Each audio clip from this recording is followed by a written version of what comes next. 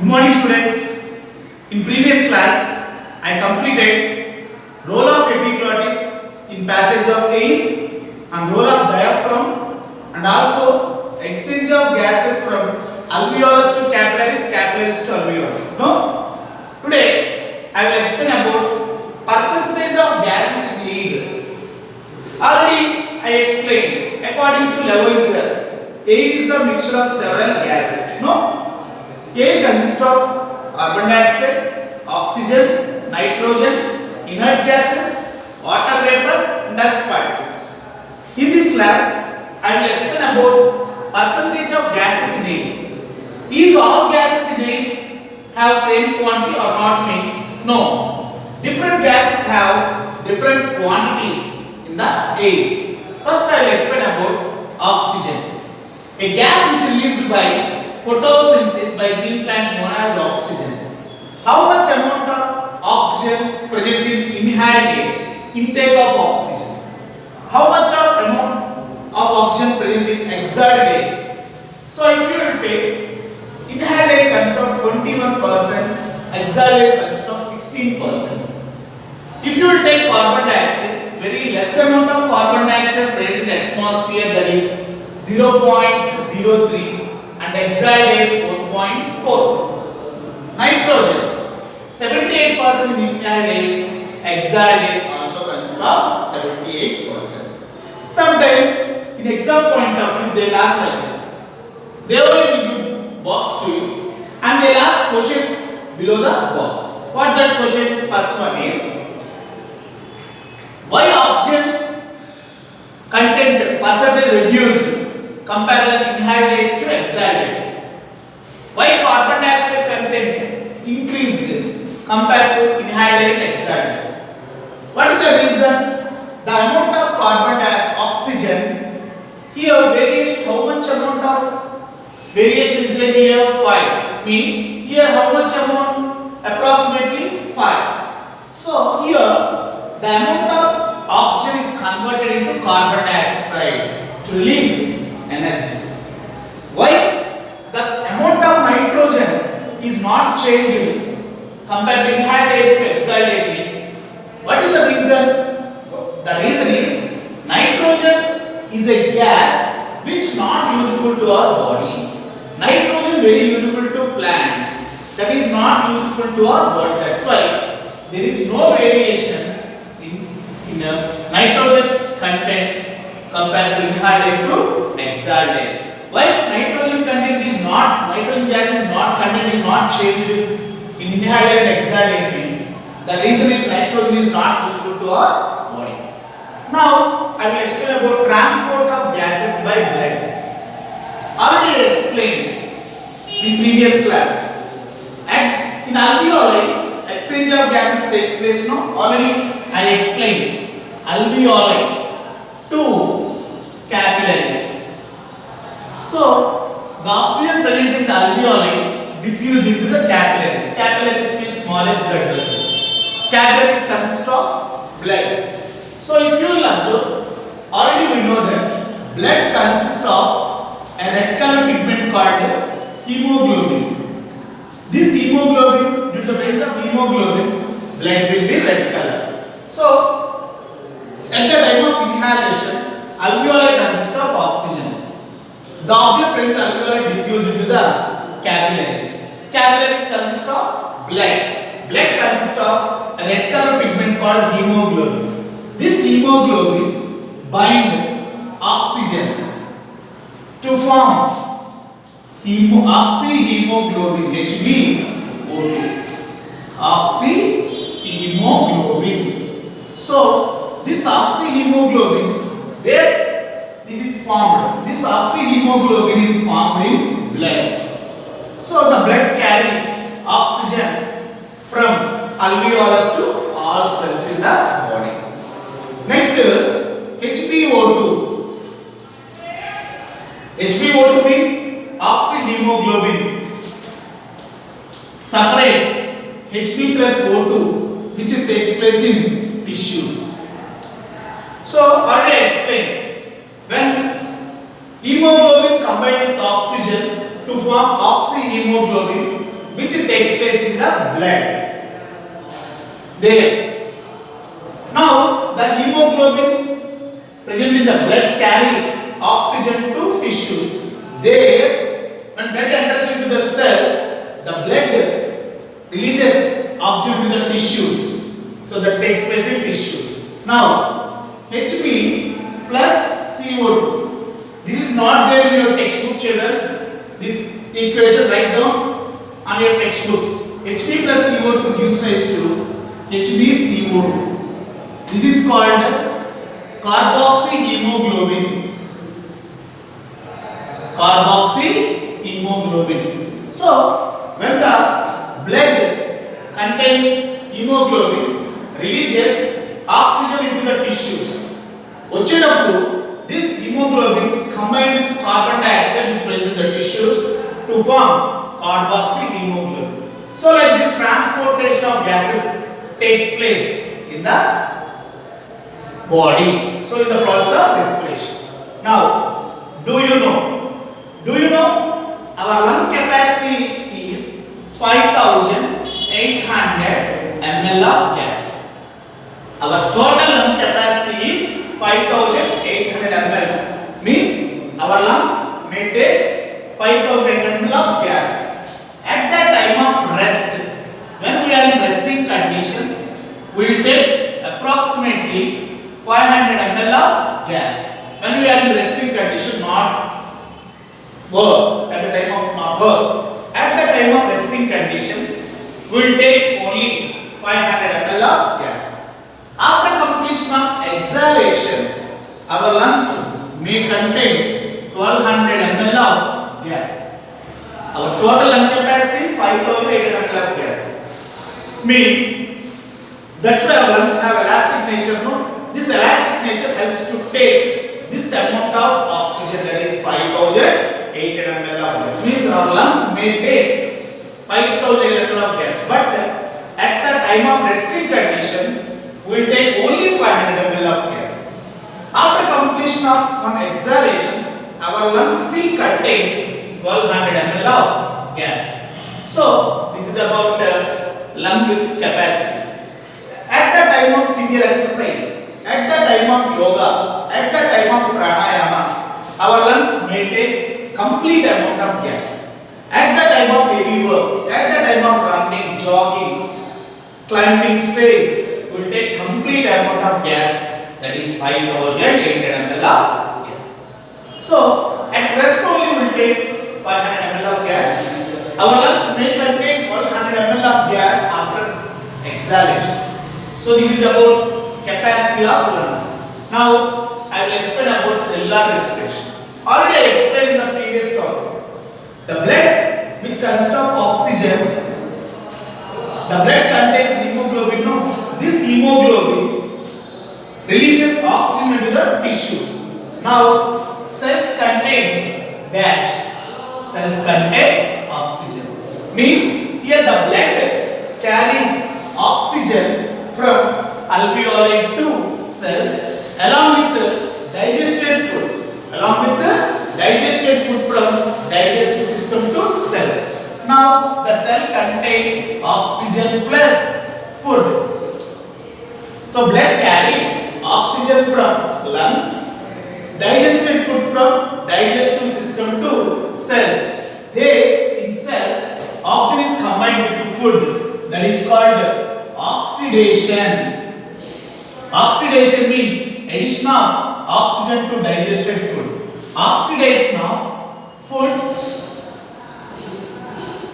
Oxidation of food.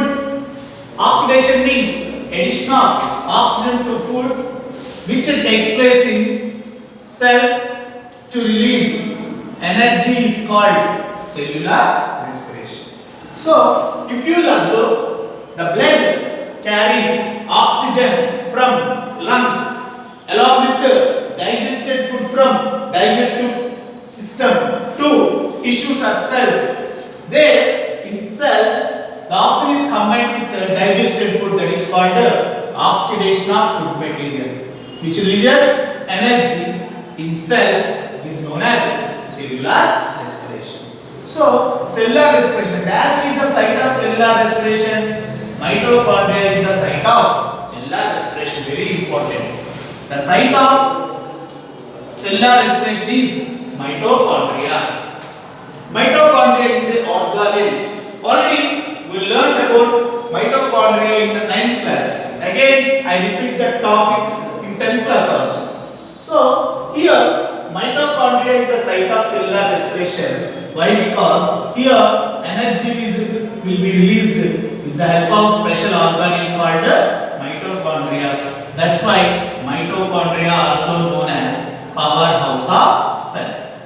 Powerhouse of cell. Why mitochondria known as powerhouse of cell means the cell which contains food plus oxygen, when these two are combined, this mitochondria helps to release energy in the cell. That's why mitochondria known as powerhouse of cell, and mitochondria also called as site of cellular respiration. Do you know, children? Already I explained, we learned in 9th class.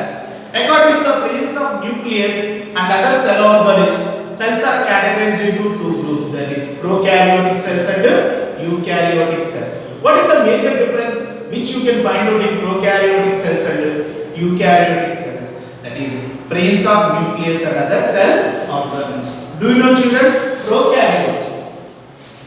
Prokaryotes means the organisms which does not have nucleus and the organ does not have no cell organelles. So they does not have nucleus and they does not have cell organelles. But how they release energy? How they does not have mitochondria like eukaryotes like us. They means prokaryotes means here example is bacteria. Example is bacteria. If you will observe in bacteria, that is a prokaryote does not have nucleus and no cell organelles. They does not have mitochondria like eukaryotes. But they also require energy for the movement. Bacteria also require energy, but they does not have mitochondria. How energy will be released? In prokaryotes like bacteria, energy will be released with the help of cytoplasm. Cytoplasm helps to release energy in prokaryotes instead of mitochondria. Mitochondria known as powerhouse of the cell, very important in the exam point of view. It is also site of cellular respiration. Mitochondria powerhouse of cell. So in cell, energy will be released with the help of special organ called mitochondria. But in prokaryotes, example bacteria, they does not have mitochondria like us, like eukaryotes. How they release energy? They also require, but they also require energy. So in bacteria, prokaryotes like bacteria, energy will be released cytoplasm instead of mitochondria. Now I will explain about structure of mitochondria. Very important in the exam point of view. Mitochondria is a special organelle which is present in eukaryote cells. Eukaryotes helps to release energy. Mitochondria, that's why mitochondria known as powerhouse of cell. Now I will draw the diagram of mitochondria.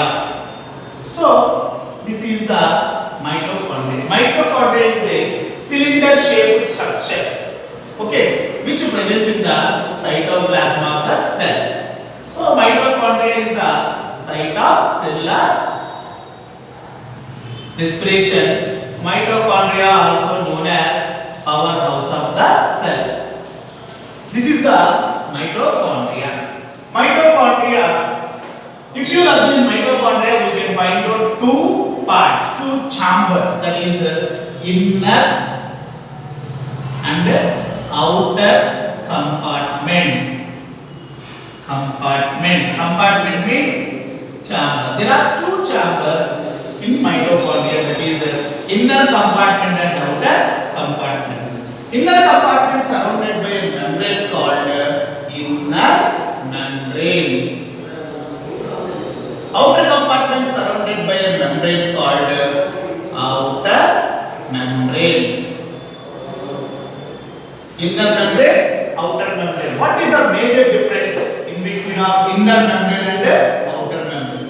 Inner membrane has several finger-like folds projections that is known as cristae. What is the major difference between inner membrane and outer membrane? Inner membrane has several folds called cristae. Outer membrane does not have any folds and it will be smooth. And the inner compartment filled with fluid called matrix. There we can find out finger-like projections. The finger-like projections extended into the matrix. In matrix we can find out several particles known as elementary particles. Elementary particles. These elementary particles helps to release energy in the mitochondria.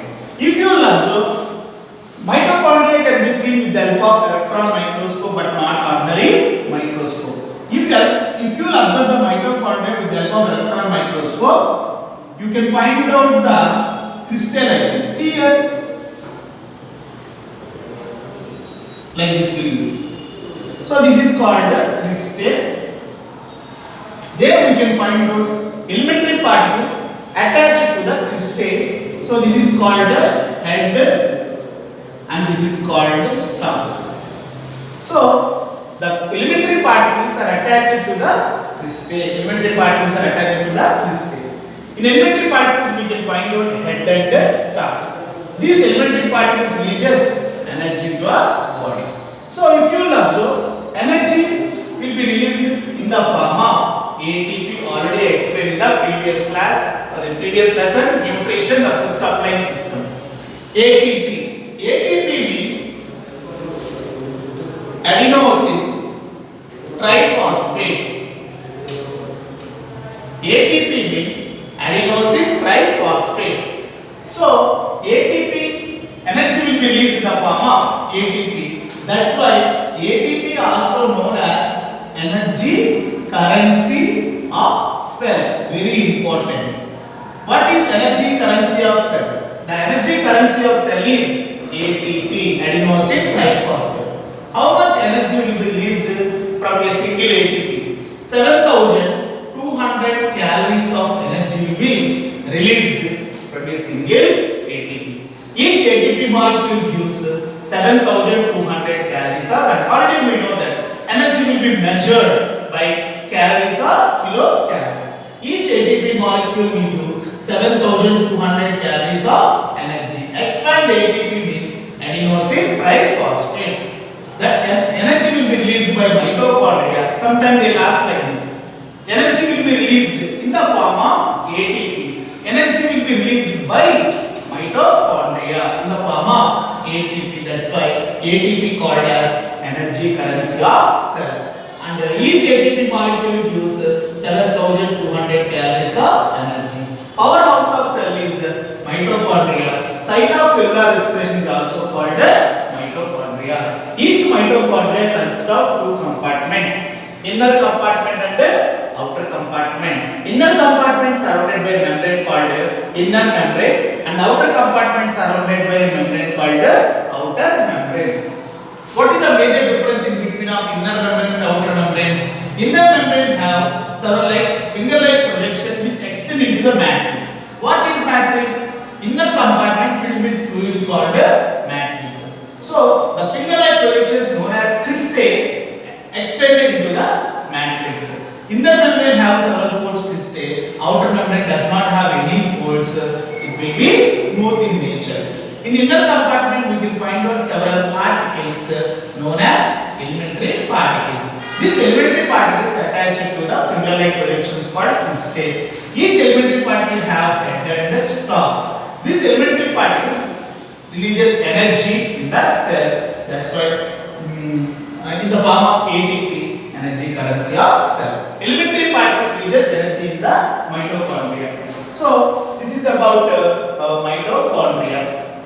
Okay children, today we learned about mitochondria. It is a powerhouse of cell.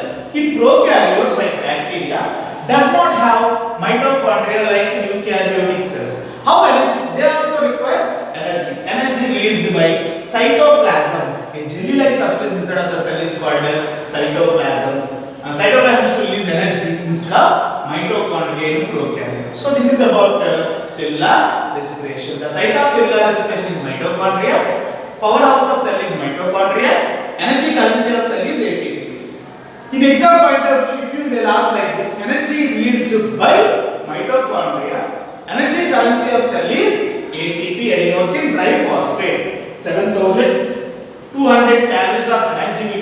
by a single ATP. So this is about the percentage of gases in air, transport of gases by blood, cellular respiration and structure of mitochondria. So in the next class I will explain about aerobic respiration and anaerobic respiration. Do you know availability of oxygen determines the production of energy? This is very important. Availability of oxygen. Availability of oxygen. Availability of oxygen determine the production of energy. Means if oxygen is available, more amount of energy will be released. If oxygen is not available, less amount of energy will be released. So availability of oxygen determine the production of energy. That write down on your textbook. Availability of oxygen determine the production of energy. If oxygen is available, more amount of energy will be released. If oxygen is not available, less amount of energy will be released. So about in the next class I will explain about availability of oxygen, that is called aerobic respiration. Availability of oxygen means aerobic respiration. Oxygen is not there means that is called anaerobic respiration. Aerobic respiration means the respiration which takes place in the presence of oxygen. The respiration which takes place in the absence of oxygen is known as anaerobic respiration. In the next class I will explain about similarities between aerobic respiration and anaerobic respiration, differences between aerobic and anaerobic respiration, what are the products which formed in aerobic respiration, what are the products which formed in anaerobic respiration. Okay, thank you children.